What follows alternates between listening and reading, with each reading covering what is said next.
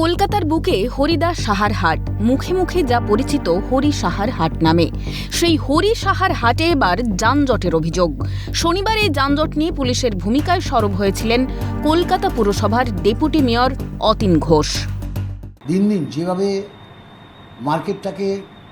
Market ছাড়িয়ে রাস্তা ছাড়িয়ে আশেপাশে রাস্তা অলিগলি যেভাবে দখল হয়ে যাচ্ছে, ওই অঞ্চলের মানুষের জনজীবন দুর্বিষহ হয়ে উঠেছে। এখানে এর দায়িত্বটা কিন্তু পুলিশ এড়াতে পারে না। থরোফেয়ারের উপর যদি হকার বসে দৈনন্দিন যানবাহনকে আটকে দেয়, এটা দায়িত্ব হচ্ছে পুলিশ। এবং আমি মনে করি লোকাল থানা, লোকাল ট্রাফিক এটাকে কন্ট্রোল করতে ব্যর্থ। এখানে আমার মনে হয় না এখানে যদি কড়া পদক্ষেপ না এলাকা অঞ্চলের নিশ্চয়ই যারা ব্যবসা করতে আসছে বসুক, এবং এই যারা ব্যবসা করতে আসেন তারা শতকরা 90% হচ্ছে বাইরে থেকে আসেন। ঠিক আছে, আমাদের কোনো আপত্তি নেই। হরিসার মার্কেট একটি প্রাচীন হাট। প্রসঙ্গত, শনিবার রাত থেকে রবিবার সকাল এবং মঙ্গলবার রাত থেকে বুধবার সকাল পর্যন্ত এই হরি সাহার হাট চলে। এই সময়কালে এপিসি রোডের দুদিকেই যান চলাচল প্রায় বন্ধ হয়ে যায়। অত্যন্ত ধীর গতিতে যান চলাচল করে। রবিবার হরি সাহার হাট ঘুরে দেখা গেল সেই একই ছবি। যান চলাচল অত্যন্ত ধীর। এদিকে সামনেই ঈদ, তাই কেনাকাটার ভিড় হাটে। এই নিয়ে ক্রেতা বিক্রেতা থেকে পথ চলতি মানুষদের কি প্রতিক্রিয়া ঘুরে দেখল সিএন। পুলিশের এটা কাজ না, বুঝলে, পুলিশের শুধু বদনাম করছে। পুলিশ তো আরো গরিব মানুষকে দেখছে আর সবাইকে দেখে কাজ করছে। যানজট হচ্ছে ঠিকই, কিন্তু আমরা তো করে খাচ্ছি। আমরা নাহলে কি করব বলুন? আমরা কি করব? আমরা কোথায় যাব বলুন? সেই হাট নিয়ে ডেপুটি মেয়র অতীন ঘোষ বলছে এখানে প্রচন্ড যানজট হচ্ছে, পুলিশের ব্যবস্থা নেওয়া উচিত। হ্যাঁ, অবশ্যই ব্যবস্থা নেওয়া উচিত পুলিশের। হ্যাঁ, মানে একটু যান চলাচল তো অসুবিধা হতেই পারে না মানুষের, এবার সেই ব্যবস্থাটা নেওয়া তো উচিত। সেই জন্য যদি হাটের কোনো ক্ষতি হয় তো কি করবেন?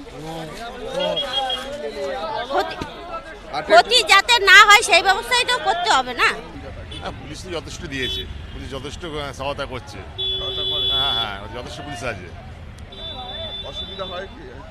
একটু মানিয়ে নিতে হবে দাদা, সবাই তো পেটের দায় আছে, সবাই তো করে কমে খাবে দাদা, তো মানিয়ে নিতেই হবে একটু। হ্যাঁ, একটা পার্বণ আছে, ঈদ আছে, ওদের দেখতে হবে। হ্যাঁ, যানজট হয়, অবশ্যই হয়। অসুবিধা ভীষণ হয়, যানজট হয়। তো এরা ম্যানেজ করার চেষ্টা করে, কিন্তু যানজটই হয়।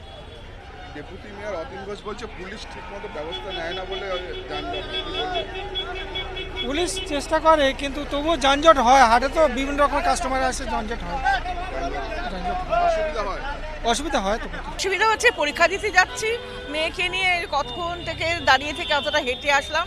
এখনো তো যোগাযোগ করতে পারবো কিনা, পাবো কিনা ট্রাফিক বুঝতে পারছি না। তো পুলিশ দাঁড়িয়ে আছে সামনে, গাড়ি চলাচল করতে পারে না একদম না। অনেকক্ষণ থেকে এইটুকুনি, অন্তত 3-4 হাত দূর থেকে আমরা কতক্ষণ ধরে দাঁড়িয়ে আছি নামবো বলে, পায়ে একটু প্রবলেম আছে।